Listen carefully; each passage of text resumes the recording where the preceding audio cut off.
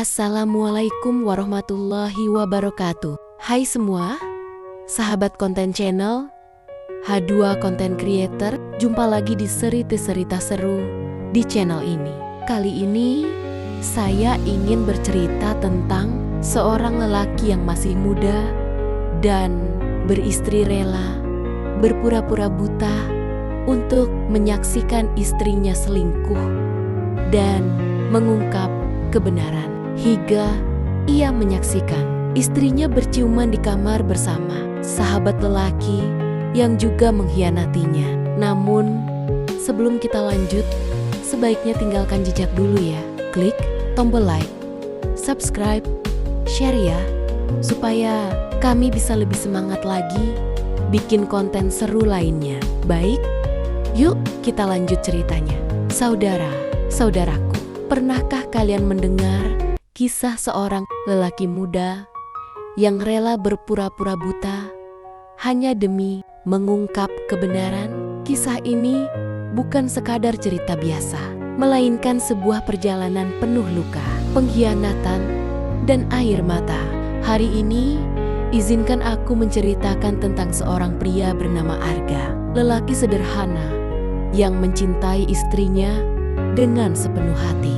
Namun, cintanya diuji oleh pengkhianatan yang paling menyakitkan. Istri yang ia percaya sepenuh jiwa dan sahabat yang ia anggap saudara. Mari kita ikuti perjalanan Arga, sebuah kisah yang akan membuat hati kita teriris, sekaligus memberi pelajaran bahwa kejujuran dan kesetiaan adalah harta yang paling berharga. Arga adalah seorang lelaki berusia 27 tahun.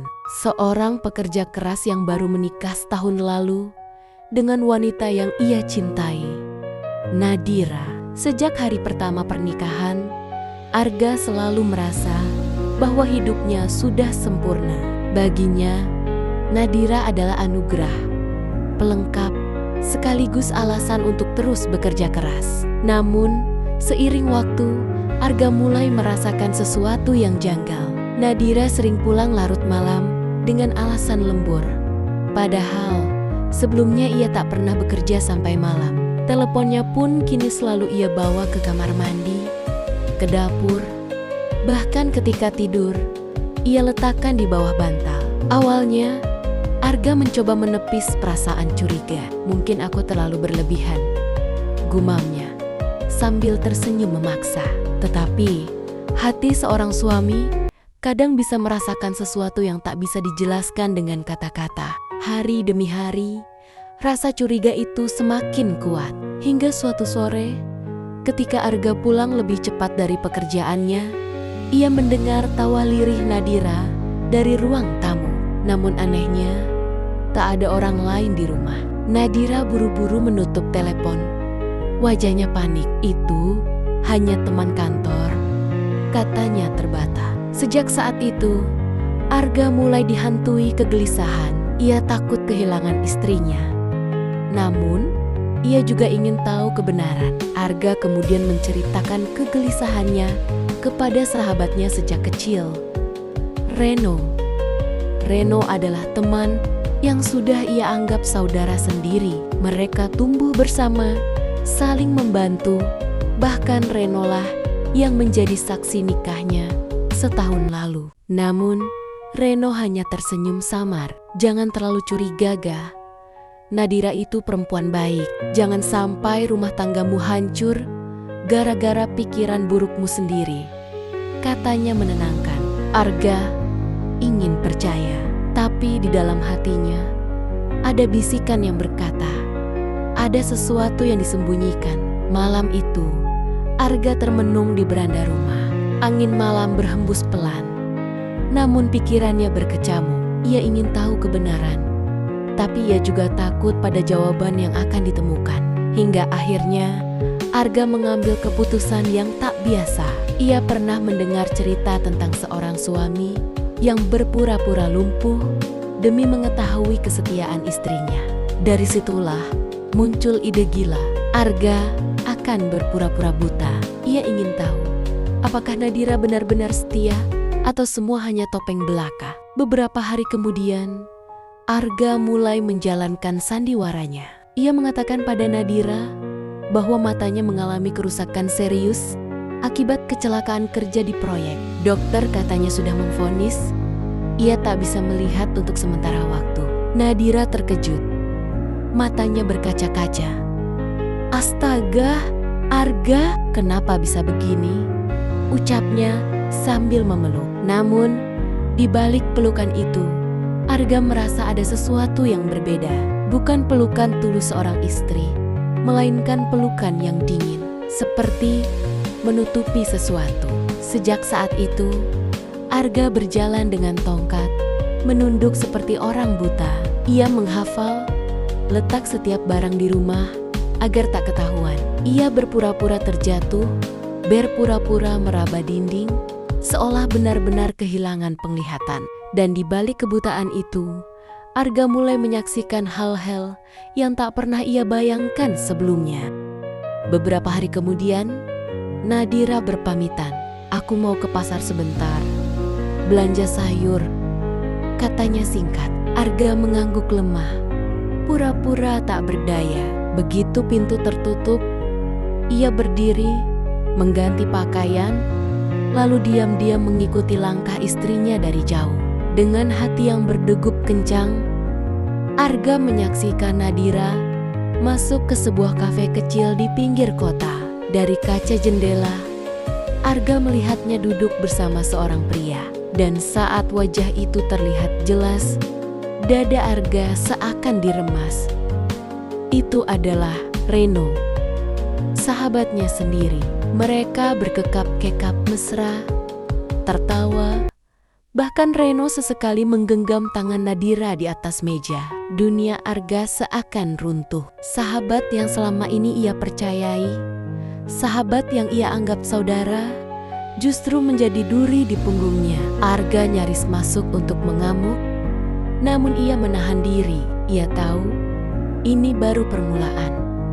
Ia butuh bukti lebih nyata. Dan untuk itu, sandiwara kebutaannya harus terus berlanjut. Hari-hari berikutnya berubah menjadi penyiksaan batin. Arga harus berperan sebagai suami buta yang penuh kelemahan. Sementara di depan matanya, istrinya semakin berani menunjukkan kebohongan. Nadira kerap pergi dengan alasan belanja. Padahal Arga tahu ia akan bertemu Reno. Kadang, di malam hari, telepon Nadira berdering lirih. Suara Reno terdengar samar, memanggil dengan penuh rayuan. Arga pura-pura tertidur, tapi di balik matanya yang terpejam, air mata jatuh tak terbendung. Bagaimana mungkin dua orang yang ia cintai sekaligus tega menikamnya dari belakang? Namun Arga tetap diam. Ia ingin melihat sejauh mana pengkhianatan itu akan melangkah. Suatu sore, Arga mendengar percakapan yang membuat darahnya berdesir. Dari balik pintu kamar, terdengar suara Nadira berbicara melalui telepon. Tenang sayang, dia gak akan tahu. Lagi pula, sekarang dia buta. Dia gak bisa lihat apapun. Kau bisa datang kapan saja. Kata-kata itu menusuk jantung Arga. Rupanya Nadira bahkan menjadikan kebutaan Piroparania sebagai celah untuk melanjutkan perselingkuhan. Hatinya hancur, tapi sekaligus membulatkan tekad. Ia harus melihat pengkhianatan itu dengan matanya sendiri, secara langsung, tanpa bisa dibantah. Malam itu datang lebih cepat dari yang dibayangkan. Nadira berdandan lebih rapi dari biasanya. Ia mengenakan parfum yang jarang ia gunakan jika hanya untuk di rumah. Dengan suara lembut ia berkata, "Aku mau tidur dulu." "Mas, kau istirahat ya." Arga mengangguk, berpura-pura lelah, tapi matanya tetap terjaga. Telinganya awas. Beberapa saat kemudian, pintu rumah diketuk perlahan. Nadira menyambutnya dengan senyum. Reno berdiri di ambang pintu, membawa sekotak kue. Mereka masuk dengan hati-hati, seakan yakin Arga tak akan melihat apapun. Malam itu Sandiwara Arga mencapai titik paling menyakitkan. Dari celah pintu kamar, Arga melihat sesuatu yang tak pernah ia bayangkan akan terjadi di rumahnya sendiri. Nadira dan Reno duduk berdekatan, berbisik, lalu tertawa lirih. Reno menggenggam tangan Nadira, mengusap pipinya dengan lembut, dan akhirnya bibir mereka saling menempel. Penuh gairah, penuh pengkhianatan, air mata Arga mengalir deras. Dunia yang ia bangun dengan cinta hancur dalam sekejap. Namun ia tetap diam. Ia ingin menyaksikan semuanya sampai akhir, agar tak ada lagi yang bisa disangkal. Setelah Reno pulang, Nadira masuk ke kamar dengan wajah cerah. Arga berpura-pura tertidur. Namun begitu Nadira terlelap, Arga keluar, duduk di ruang tamu. Malam itu, ia menangis sejadi-jadinya. Hatinya ingin berteriak, ingin mengamuk, namun tubuhnya lemah. Bukan karena ia buta, melainkan karena cinta yang begitu dalam kini berubah jadi luka. Ia sadar, besok pagi ia harus memilih, mengungkap kebenaran atau terus berpura-pura demi menjaga rumah tangga yang sudah retak. Keesokan harinya, Arga duduk menatap kosong. Nadira menyuapkan sarapan dengan wajah biasa saja. Arga ingin sekali berkata, "Aku melihat semuanya." Namun kata-kata itu tertahan. Ia hanya berbisik lirih, "Nadira, kalau aku gak bisa melindungimu lagi, apa kau tetap setia padaku?" Nadira terkejut sejenak, lalu tertawa kecil. "Jangan ngomong yang aneh-aneh, aku tetap istrimu." Jawaban itu justru membuat hati Arga semakin perih, karena ia tahu itu hanyalah kebohongan lain. Hari berikutnya, Arga memutuskan untuk mengakhiri sandiwaranya.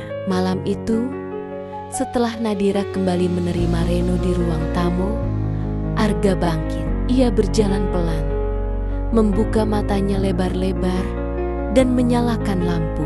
Nadira dan Reno terperanjat. Mereka masih duduk berdekatan, wajah panik, bibir Nadira bergetar. "Arga, kakakmu." Arga berdiri, tubuhnya gemetar. "Aku tidak buta, Nadira. Semua ini hanya sandiwara. Dan aku melihat semuanya. Kau dan sahabatku sendiri." Tangis pecah di ruangan itu. Nadira jatuh berlutut. Reno hanya tertunduk malu. Namun luka di hati Arga terlalu dalam untuk sembuh. Nadira menangis histeris, memohon ampun. "Mas, maafkan aku hilaf. Aku masih mencintaimu." Namun Arga hanya menatap kosong. "Cinta? Cinta seperti apa yang kau maksud? Kau hancurkan hidupku dengan pengkhianatanmu." Reno pun mencoba bicara. "Maafkan aku salah besar." Namun Arga tak lagi mendengar. Hatinya sudah mati rasa. Malam itu, Arga pergi meninggalkan rumah. Ia berjalan tanpa tujuan, hanya ditemani tangisan dan kenangan yang menghantui. Bulan berganti, kabar tentang Arga menyebar. Ia hidup sendiri, menjauh dari semua orang, memilih diam dalam kesepian. Nadira datang berulang kali, menangis di depan pintu, tapi Arga tak pernah membuka. Reno pun mencoba meminta maaf, tapi yang tersisa hanyalah penyesalan. Hingga suatu hari, Arga menulis surat, "Aku mencintai kalian berdua, tapi kalian memilih jalan lain. Aku tidak akan membenci, hanya aku tak bisa lagi percaya. Semoga suatu saat kalian mengerti betapa mahal harga sebuah kesetiaan." Surat itu ditemukan Nadira dalam tangis.